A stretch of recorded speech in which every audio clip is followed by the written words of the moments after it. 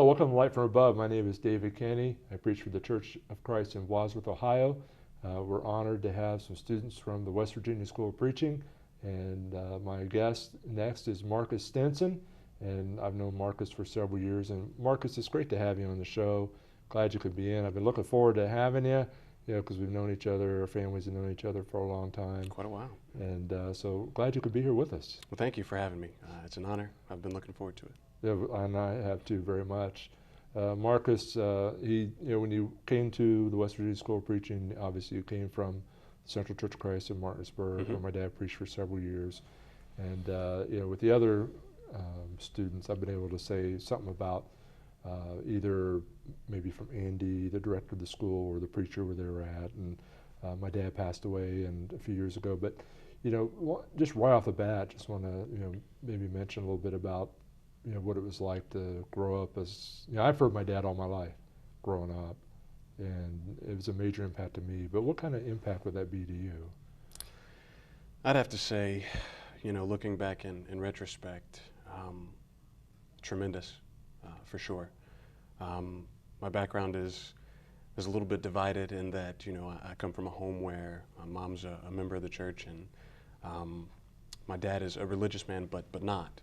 And so kind of being pulled between those two tides, I consider myself very fortunate to have always been surrounded by good, faithful men, men that could show me the right way and what to stand for and the truth. And so Warren, from as long as I can remember, when I was this high with a little Afro puff running around causing havoc at Central up and down the hallways, was always the standard, always somebody that I could look to. And as I got older and started to understand what my place in all this was going to be, he was kind of that calm, grandfatherly voice over my shoulder, encouraging me. So I'm very grateful for him. Certainly some large shoes to fill. I hope that wherever I end up going and whatever I'm able to do, that I can honor him in that. So he means a tremendous amount to me. Well, I know that he would tell you the same thing he would tell other people to follow. You follow the Apostle Paul, but as he followed Christ. Right. So that's great. I talked to my mom just the other day about this. I'm getting ready to interview Marcus, and every time I mention your name, she's like, "Oh, I just love Marcus, and he's so great." And she has a great love for you and the family. I know my dad has adored your mother for a long time, and so it's a great relationship. It's a very good relationship. Now you decide to go to the West Virginia School of Preaching. You'd actually gone to Ohio Valley. That's correct. That's a Christian school. Studied computer science. You go, and I read through your resume you sent me. You did some work in industry, worked for a defense contractor or something like that.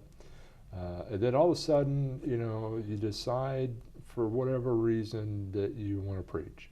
Now, how did you, I know that my father had a lot of influence on you growing up, but still, as you mentioned, mother's a Christian, your father's not yet, hopefully someday. He'll make that decision whenever he wants. You have all these challenges going on. You have this secular education going on. And all of a sudden you decide that you want to go to the West Virginia School of Preaching. How did you get to that decision? What brought you to that kind of a decision? It's a journey, that's for sure. It's kind of a crazy story. I've always been an ambitious person. And unfortunately my ambitions were not really focused to the benefit of all the tremendous amount of blessings that have always been around me and nudging me one way or another. Admittedly, I wanted to do things my way, and the things that were important to me early on snuffed out some of the good that I could have been doing. Some of those voices, like Warren and other men like Andy, who's the director at the school, and getting to know him over the summers, and always kind of redirecting me and letting me know that there was more to this life. And so coming out of college and being really blessed to have a really good job, and I would never smile in the face of that or try to detract from what it provided me with and what I learned there. But I think there are a lot of people that wake up every day and they go to a job and they get there and they're kind of just, so this is it. This is what I do every day. And this is what I have to do. Now I'm really stuck. And I was at that place in corporate America, living the cube life, just kind of empty. And, you know, I was serviceable at what I did. I was good at what I did, but I didn't feel like I was doing any good at it. And so really just having to deal with that on a daily basis, that'll burn you out. And something that I've been running from for quite a while, and having some folks tell me, you know, if you're not preaching, if you're not speaking, if you're not doing some good in some way, you're going to be wasting what God has given you. And having that in the back of my mind the whole time, and really having some excuses, a certain amount of, you know, financial debt that I accrued in school, allowed me to run from this for several years. But, you know, we have little faith. So as God starts to really knock out one excuse after another, and I get a call from Andy one day and he says, why don't you come? And really having nowhere to turn outside of my own fear and my own stubbornness, that brought me to the school, and I'm really glad that I did. Well, Andy's he's a major inspirational figure. He's not the first time I met him, I don't want to say I underestimated him or anything, but I didn't really know Andy the first time I saw him. I just knew that a lot of young people really looked up to him, and he just, you know, he really has that ability to be able to connect with young people. Even my, you know, when we go to like the Free Harmon lectures, and my kids adore him.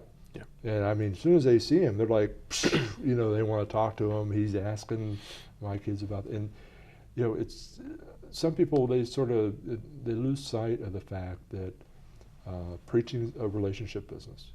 It's about relationships. And you know, I spent some time in the cubicle land as well. I spent time, you know, sometimes, you know, work can be very fulfilling. Obviously, God gave us work.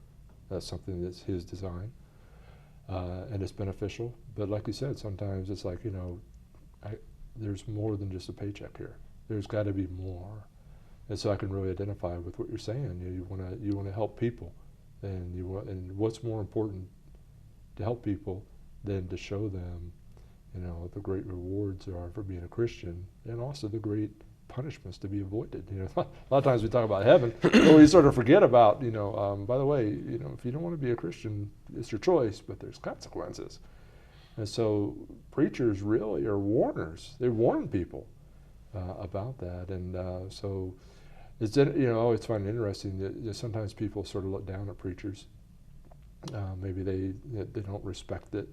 But, you know, people that do that, I mean, they have to be really committed, don't they? I mean, they really have to have a commitment. I mean, Right. You do school, and the curriculum pretty challenging? Absolutely. Yeah. You know, in a good way. I don't know exactly what it is in my character that I've always felt like I do my best work when I'm pressed. So it takes a tremendous amount of self-discipline to get through the curriculum, and that's a good thing.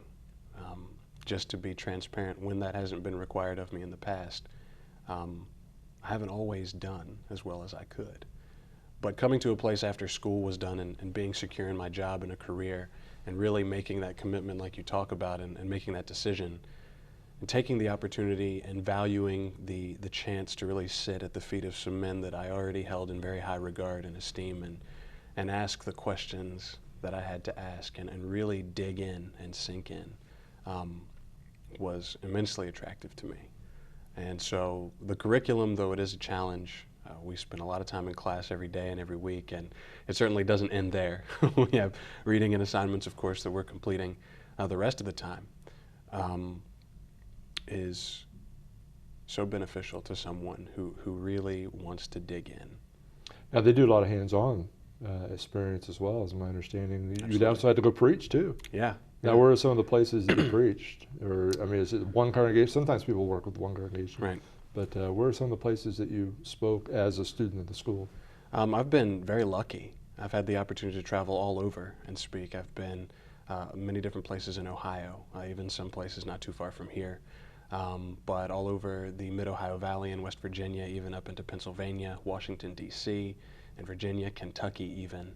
So I've had the opportunity to travel a great deal, and really get to rub shoulders with and meet and worship with and connect with saints all over the place.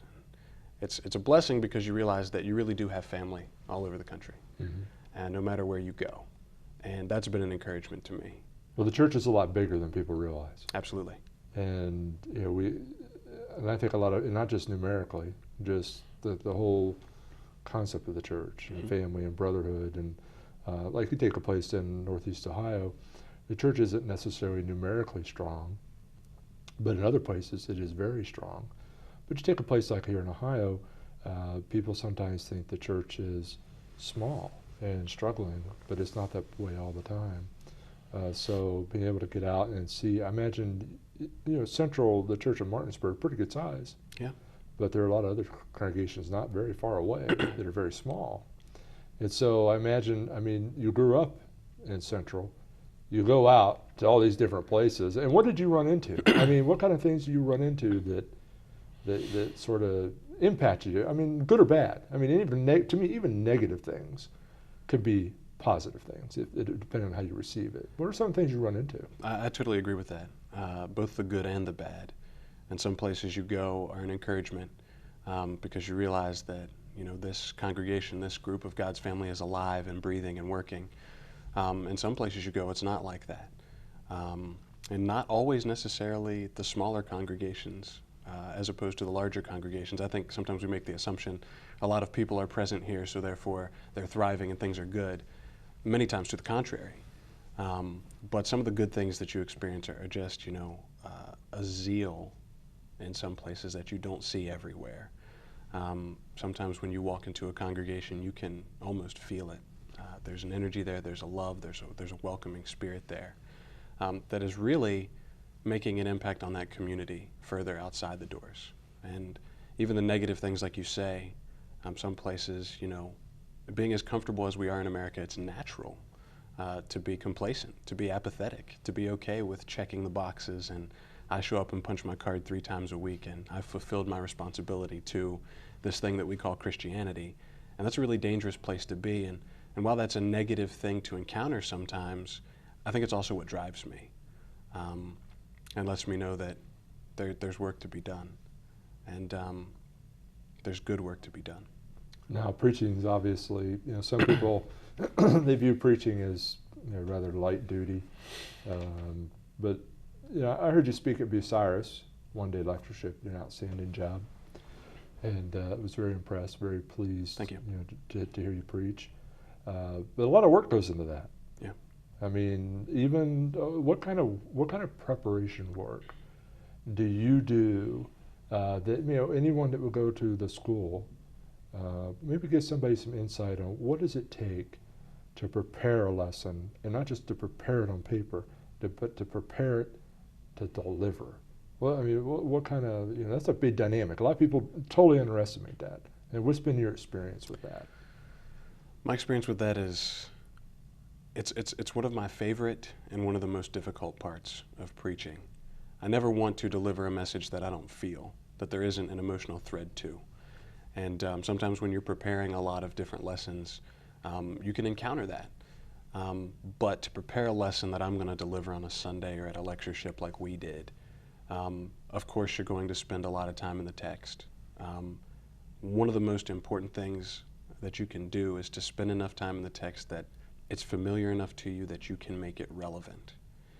I think there's a difference between knowing the text and this is what it says, and being able to understand this is what it means to us today, and this is how I can convey that message. What is a good way for me to maybe use a metaphor or an analogy that hits home to us, and not something that's just really surface, but how does this make a difference for us today? How does this add value to somebody's life? How does this make us ask the right kind of questions? That's my challenge. That's where I spend a lot of time. There's a joke at the school, they jab at me and make fun of me sometimes for all of the metaphors that I use, and really trying to drill down and show a couple different layers to each concept if I can. And that's something that I work on a lot. Now, when you went to the school, obviously you saw my dad preach. I imagine he made it look easy. He did.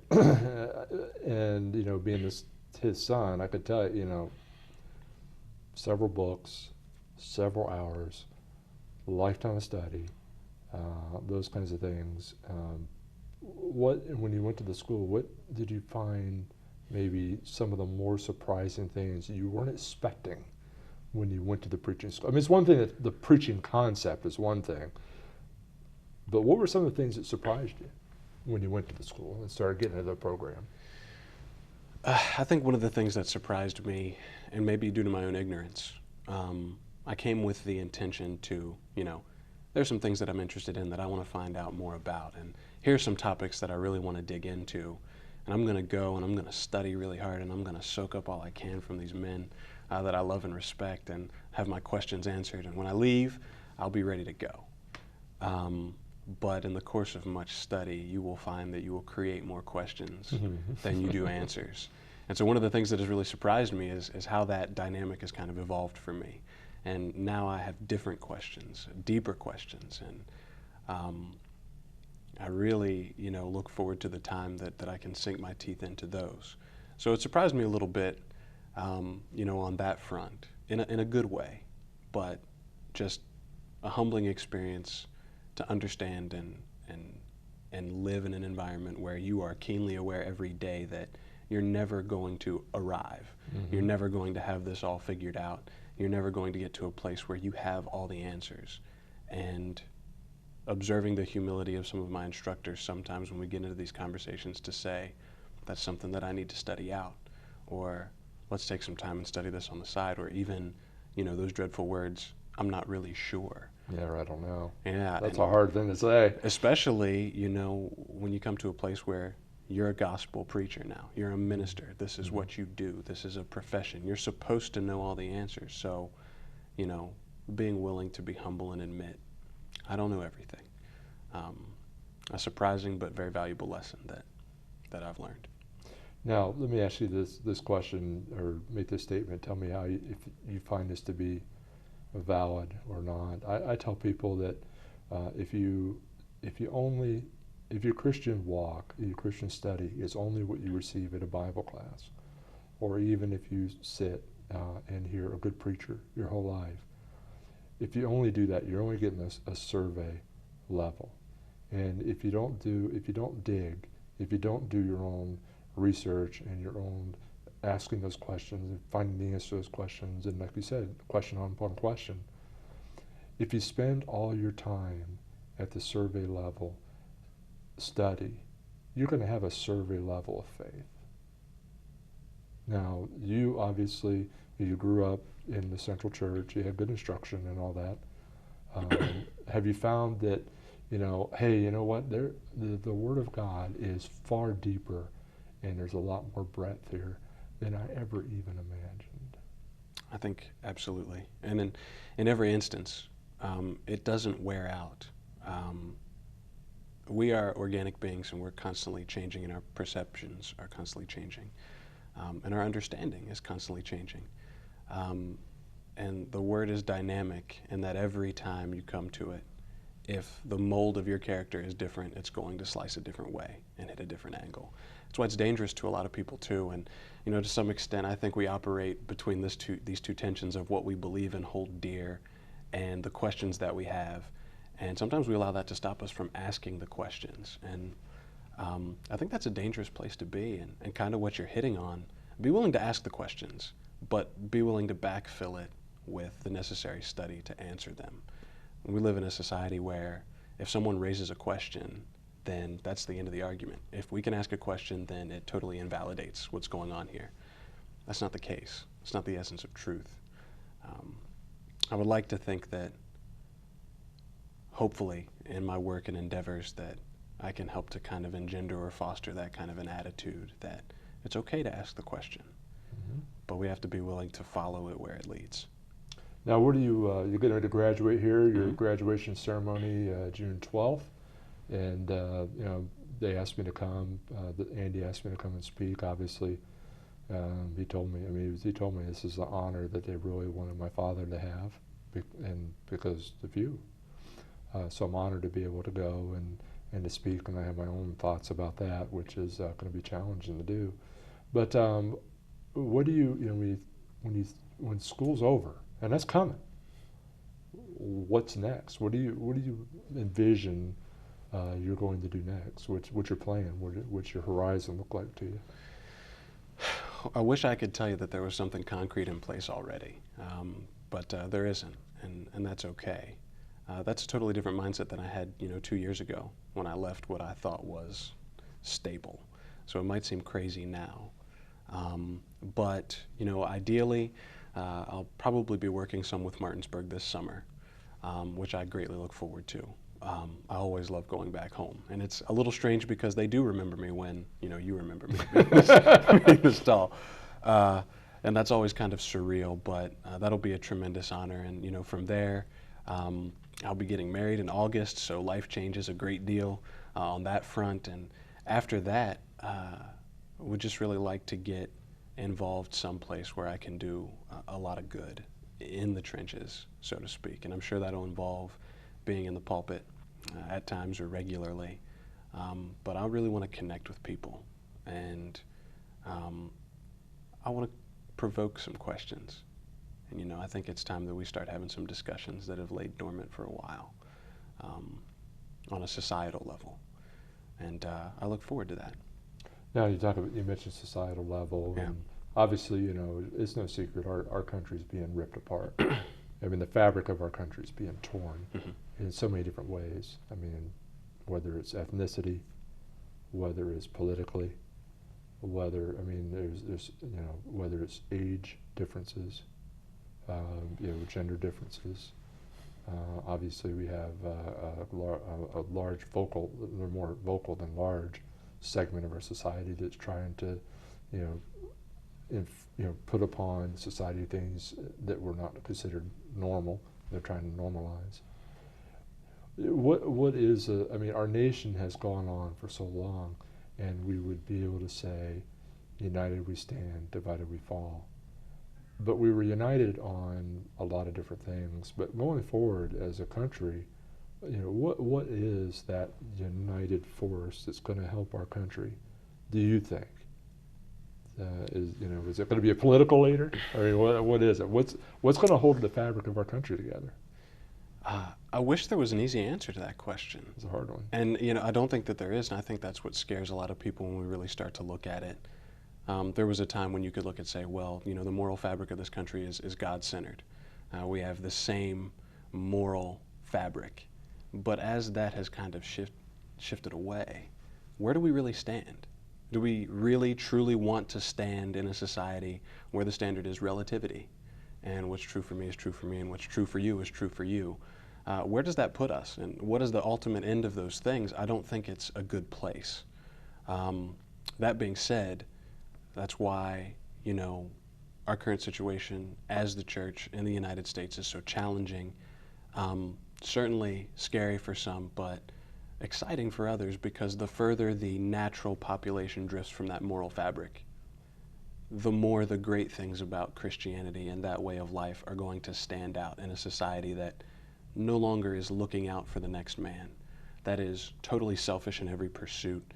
I think it will provide us with a tremendous amount of opportunity to really make some meaningful impacts and leave people asking the question, why?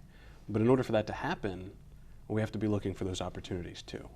Just so questions are going to be important. Yeah. People are going to be asking, to me, when people ask questions, that shows opportunity. Yeah. And you're right. I mean, a lot of it's going to be, people are going to have to ask some serious questions. They just assumed. They just gone through a foundation. We've always been this way. So, to me, one of the things that's important is, apologetics, for one. Absolutely. Why do you believe what you believe? Well, why do you do that? Why do you think this way? And people are going to be asking those questions, and they have huge ramifications. So, Marcus, thanks for coming in. It's always Thank you. a blessing to see you. Thanks for being on the program. Thanks. Before we close our program today, we'd like to take a moment and review this roadmap to heaven with you, since the matter is so serious. There are many incorrect set of directions out there, and sadly, so many people are following them. For example, some people have been given wrong turns. They believe things such as faith only, works only, or grace only. Or some attempt to change the order of the turns, being baptized before they even believe. Some people fail to realize what point they are on the map. Don't even open their Bibles yet, and they think they're saved already. As a person travels in a car or takes a hike, has to follow the proper directions, so we must follow the proper directions to heaven. Let's take a look at the directions on our roadmap to heaven here. You have to look at these passages in your Bible for yourself. We'll just list the steps, the turns on the way. First is to believe or to have faith. And then number 2, to repent, to turn away from sin. Number 3 is to confess that Jesus is the Son of God. Number 4 is immersion, or to be baptized, which is a burial in water to have your sins washed away. And then you're added to the church by the Lord, not by a group of people, or not by giving some kind of testimonial experience or things like that. And then once you're added, you need to serve and worship the Lord faithfully all the days of your life. And the key word's faithfully. You don't waver. And that's very important. We need to keep in mind, too, that in Noah's day, there was a big flood, and only people in the ark were saved from the flood. The same is true today. There is no salvation outside the Lord's church. Where are you on the roadmap to heaven? Thanks for watching our program. Please let us know if we can assist you with further information for your journey. In this world we have our troubles. Satan snares we must evade. We'll be free from all temptations, where the roses never fade. Here they bloom but for a season. Soon